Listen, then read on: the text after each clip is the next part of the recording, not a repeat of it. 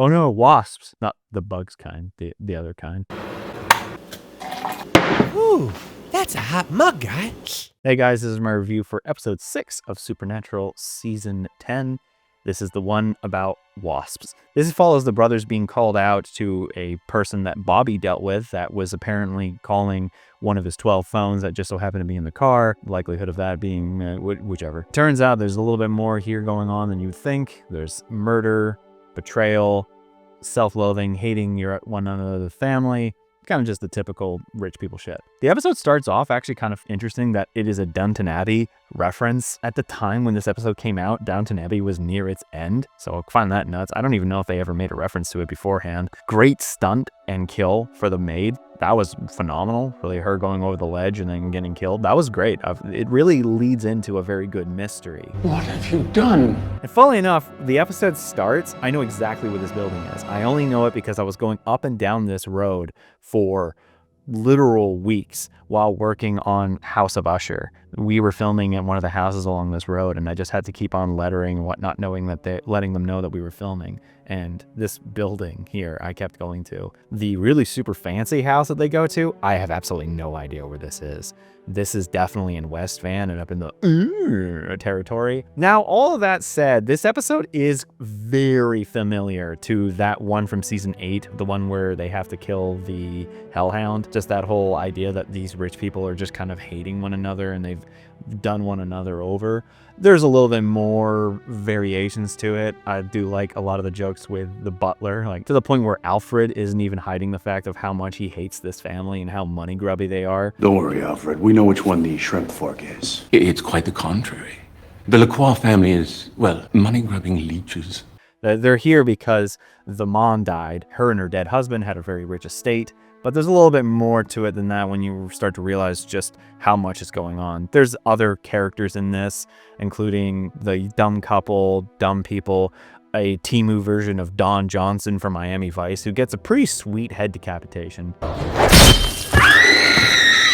Obviously, once the murders start to really pile up, there's a cop who comes in who I recognize this actor. He's a bit actor from tons of things, going all the way back to X-File days. He's honestly the worst cop ever, though. Like, his introduction is terrible. Congratulations, boys. You're now officially murder suspects. While they're trying to figure out what's going on, because it really does seem like it's a ghost. Like, everything points to being a ghost so far. Dean finds a secret passage, which helps reveal that there, in fact, is one of the maids who got kicked over the ledge, is not in fact gone off to the clown factory. There's also some decent humor with Sam and the wasp ladies.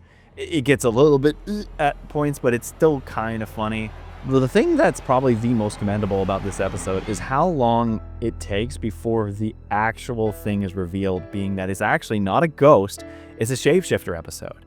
I'll definitely give it points for that. I think that twist didn't come in until like 25 minutes into the episode, which is pretty impressive. Now, admittedly though, once it's revealed to be a shapeshifter, it's pretty obvious who the killer is. Once you see that the cop is dead, it's obviously the maid. And the fact that they have to try and delay to that moment is a little bit, that it doesn't help either that when the maid reveals herself to the wasps, that she basically just goes on an inner monologue long enough for the boys to get out of the room. In this whole monologue, she reveals that she was actually the secret daughter of the heiress from a shapeshifter fling.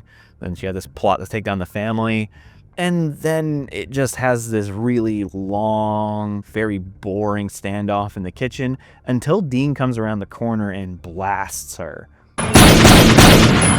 This is when I was like, oh, hey, there's a little bit of a story element in here. Sam is worried about Dean's actions because he literally went kaboom, kaboom, kaboom, kaboom, kaboom, kaboom, kaboom on her. Yeah, it's kind of like oh, yeah, there is some kind of central plot to the theme of this season buried in there somewhere.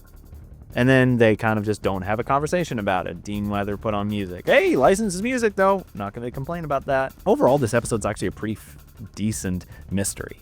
It really doesn't reveal itself for a good long while. You don't even really know what it is. And when the twist is revealed, while it is very, very easy to figure out who the killer is, you're actually still impressed that they held it off on it for this long and they were able to hold it. Sure, the episode does kind of twinge a little bit once it gets past it, but overall as a Monster of the Week episode, it's actually pretty decent. The humor in here is pretty decent. The whole overall structure of the mystery is pretty decent. Like, it's actually just a very decently written mystery. I'm going to give this episode a generous 5 out of 7. I think it's actually pretty good. I was fairly impressed with it. It'll probably be in the honorable mentions if that, or even that.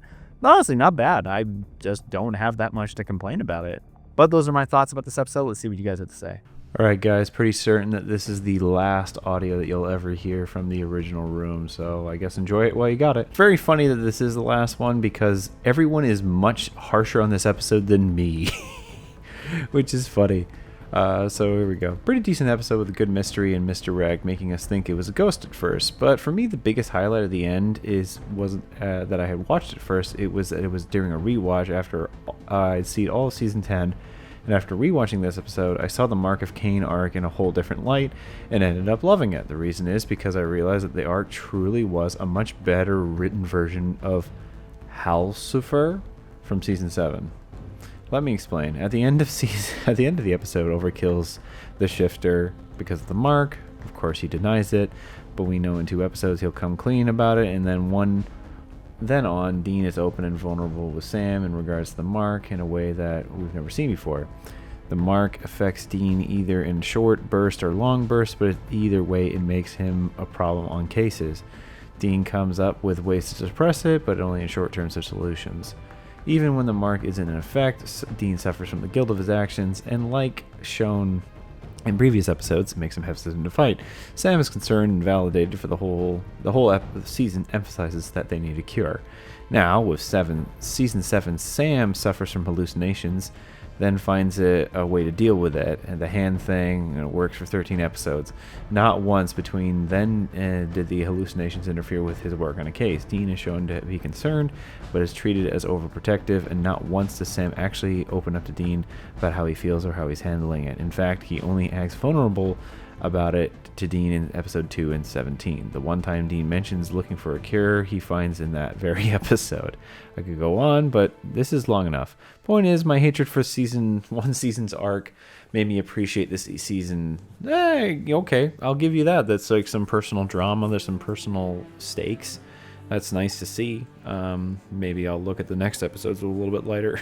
We'll see. Ask Jeeves is a clever whodunit on paper, but the execution isn't my favorite. It's cool that the weapons utilized in the episode are utilized from the board game Clue. Also, it's fun that Deborah McKay from Saw 3 is in this episode. I do like how at least the episode is showing that Dean isn't fully recovered from being a demon, since he still has the Mark of Cain, and we wish we got more depth about why Bobby didn't kill the shapeshifter in this episode. We didn't get any introduction as to what's his name, Cole's father monster thing was, so kind of par for the course. All in all, the episode is pretty forgettable among the supernatural episodes and missed potential, but I respect those who enjoy this episode more than me. Alright, well, and then we got rough ones here. This episode sucked in my opinion. If you're a big fan of Clue, you may have enjoyed it, but I found the overextended joke on Clue wore out its welcome pretty quick, and by the time the shapeshifter turned out to be the maid connected to an old case of Bobby's past, I sort of lost interest and was just bored with the episode. In fact, we're so bored and nearly fell asleep. The shifter, after fitting in the line of the tone of the story, wasn't nearly as scary as dealing with the shapeshifter back in Night Shifter. Oh yeah, it definitely is. Like, at this point, nothing is actually a threat to them anymore this long into the show. Plus, I get that they wanted to show Dean still has an urge to kill, but it was unintentionally hilarious the way they shot it. Yeah, it was just like how Sam is hiding in the bath or in the kitchen. I thought it was a bit like dragged out. This episode wasn't decent. The murder mystery wasn't good, and the big reveal was weak. Jeez. And the last one here. So that's where my sudden interest in older blonde women came from. This episode was kind of bad and shits on Bobby for no reason, but I got that at least, I guess. All right, guys, thank you for your comments. I appreciate that. We're going on to episode 7 now, so make sure to give me you guys' thoughts about that episode in the comments below, and I'll read those off in the next review. If you like this video, leave a like, and if you're interested in more, subscribe. Until then, see you guys next week.